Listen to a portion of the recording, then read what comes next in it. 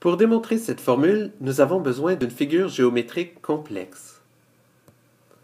On trace d'abord un triangle rectangle ayant un angle mesurant alpha. Par-dessus, on met un second triangle rectangle ayant lui un angle mesurant bêta. En traçant le segment DF perpendiculaire à AC, on forme un troisième triangle rectangle dont l'angle mesure alpha plus bêta. Finalement, en traçant BG perpendiculaire à DF, on forme un quatrième triangle rectangle. Remarquez que son angle à son sommet mesure lui aussi alpha. À partir de cette structure, nous allons faire des liens entre alpha, bêta et alpha plus bêta. Pour le premier lien, remarquez que le segment DB appartient à deux triangles d'angles différents, ici identifiés par les couleurs bleu et jaune. Dans le triangle bleu, la mesure du côté opposé à bêta, divisée par celle de l'hypoténuse, est égale à sinus bêta. On en obtient une première expression pour la mesure de dB. Dans le triangle jaune, le côté adjacent à alpha, divisé par l'hypoténuse, est égal à cosinus de alpha, d'où l'on tire une seconde expression pour la mesure de dB.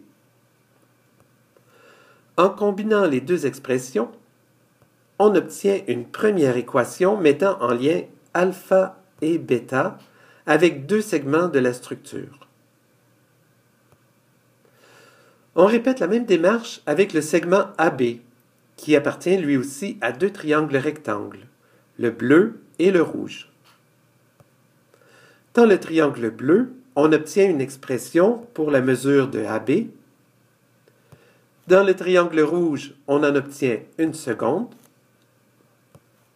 En comparant les deux, on obtient une deuxième expression mettant en lien alpha et bêta et les deux segments.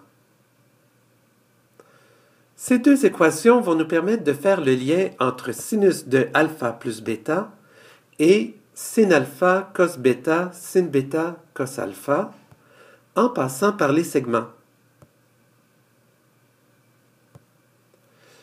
En effet, dans le triangle d'angle alpha plus bêta, le côté opposé à l'angle se divise en deux et le segment GF est de même longueur que le segment BC, ce qui nous permet d'écrire sinus alpha plus bêta en fonction des segments des deux équations et de les remplacer pour obtenir la formule proposée.